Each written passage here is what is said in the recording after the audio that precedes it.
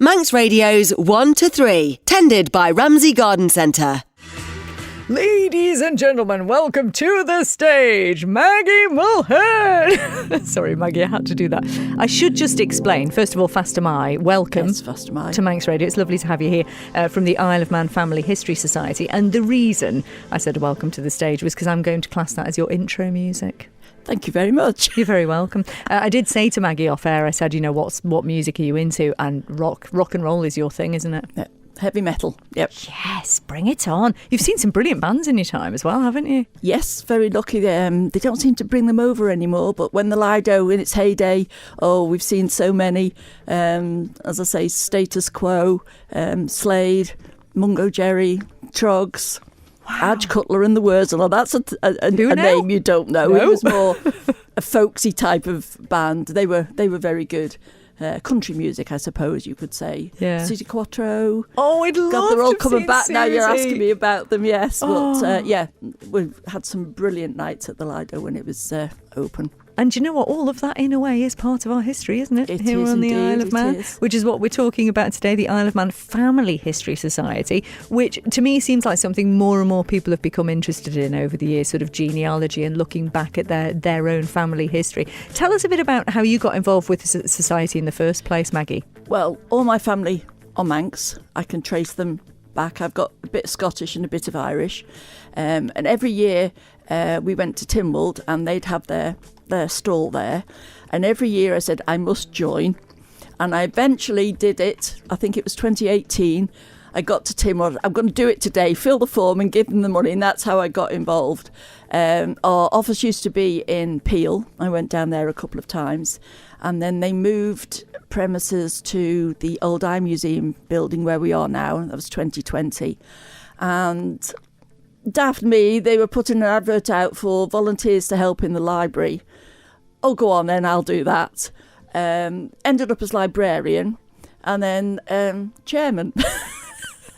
You've just got on the up, basically, yeah, aren't you? Which is brilliant. Yeah. And what sort of things do you actually do? Oh, blimey. In the library, as I say, I have a rota. I've got about 12 or 13 volunteer librarians at the moment, which I do a rota for. And we basically sit there and wait for people to come in and ask for help, looking for their family trees.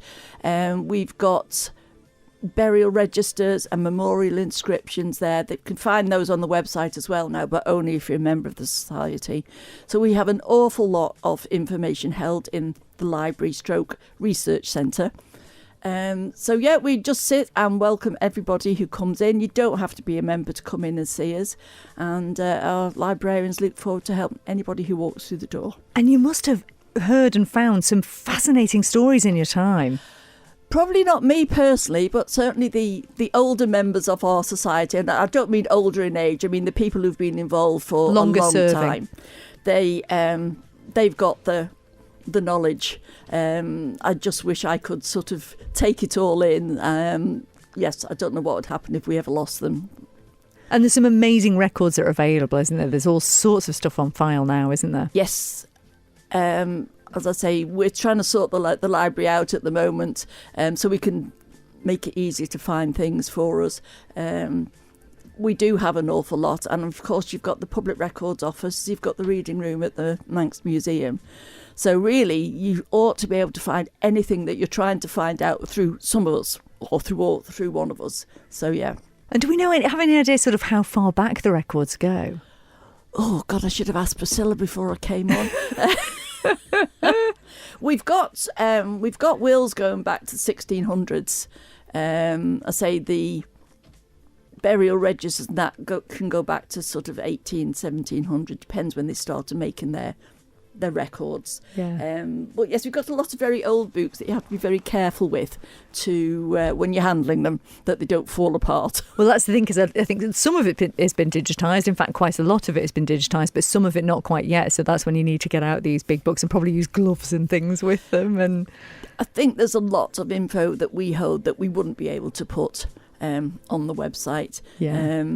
Just because of the nature of the the material and the books and It things. must be fascinating. Well, this is something that you listening might be able to get involved with. So we'll come back to Maggie in a moment. If you've got any questions for a 166 177. But Maggie, if someone comes into the iMuseum and sees you lovely volunteers and they want to find out more about their family history, what is that process? What do you sort of need to know in advance before they come in to see you? What information? Basically, as much information as they can find, sort of names of ancestors, grandparents, maybe who they married, where they were born. It helps if they've born or died on the island, and then we can start going through our records. And as I say, as much information as possible. And I'll say this for some of our volunteers, we prefer paper records, if you like, as opposed to quite often somebody will come in and, oh, here's my family tree on my phone, and we can't really read it, and it's really difficult. So, yeah, as much information on paper, it's easier to do, and to try and maybe just go down one line. Some people come in and you've obviously got your 4 basic ones, haven't you, that go out, and they're sort of switching from one to the other, and let's just go down one line to start off with. So yeah, it must be tricky as well over here because there's so many different families that have all got the same surname, isn't there? Yes, and what they were very keen on doing is calling all their children the same Christian name all the way through the families. So they sort of said, right, if the first child is called after your dad, and then the second one will be called after your dad. So you've got your Williams, and, the same, just going through. So you can imagine, we were talking about William Christian, how many William Christians were born or died on the island. To try and sort of narrow it down to the correct one can be very difficult indeed. But I'd imagine also really satisfying when you do sort of get the correct ones. Yes, we've got the right one here, Yeah. And I'm guessing as well that you've got lots of interest from off-island as well, people who want to trace their Manx roots. We do. A lot of people emigrated to America, Australia, New Zealand, Canada, and it's nice to say that we get quite a lot of those. They come and visit us during the summer. They might be coming to England, but then they decide to come to the Isle of Man to try and trace their family trees. So it's very nice to see them, and I must admit, I think overall, the whole society, we've got about 1,000 members scattered all over the world.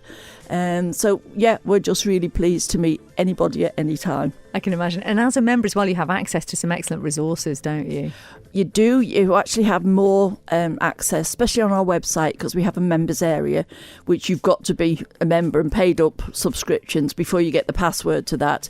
And that information has been added to all the time. But there is a lot there that can only be accessed if you're a member. Well, a good way to find out more is, first of all, on Tynwald Day, you'll always find members of the Isle of Man Family History Society in the tent there, so you can go and chat with them then. But also, you have an exhibition coming up, don't you?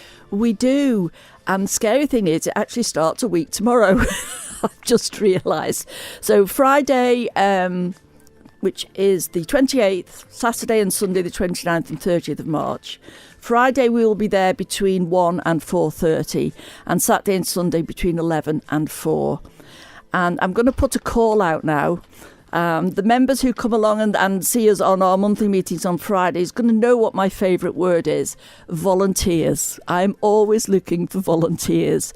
So if anybody out there would like to come and join the society and help out in the library or wherever we can find a job for you, please do contact us. And it would be a fascinating thing to get involved with, and a lovely way to meet people as well, not just the other members of the society, but people coming in and wanting to find. Yep. You might meet a relative you didn't know you had. Well, this is it. You don't know. I mean, with this DNA things that you can do now, it's amazing who you do meet and you find, oh, I'm related to them. But the Isle of Man is so small, isn't it? Yeah. There's bound to be relatives that if you delve deep enough, you would find. I'm sure. So the exhibition, which is on next weekend that Maggie's talking about, is at the iMuseum. It's old Douglas history, so there's maps and photographs, family trees, isn't there? And I think you've got some books for sale as well. We'll have books for sale. What it is, if you come in, the main exhibition is going to be on the ground floor. Upstairs, the library will be open and we'll be serving refreshments, and we'll also have books for sale up there as well. Lovely. Well, where can we go for more information if we want to find out more about all the society and everything you do? We have a Facebook page. Yes, we have a Facebook page. We have our website. You can call in and see us. As you say, we're in the old iMuseum building in Kingswood Grove, just opposite the Ellen Vannon residential home. I think you'll find my details somewhere. They'll be around somewhere. I tell you what we'll do. We'll post them online. Ah, right, so okay. If you missed any of our chat with Maggie Mulhern, we will, of course, share it as a podcast after the show today. So you'll be able to find it at manxradio.com as a podcast. And don't forget, next weekend, that exhibition is happening. Many thanks for popping in and for choosing some excellent songs, Maggie. Thoroughly enjoyed that. Manx Radio's 1 to 3, tended by Ramsey Garden Centre.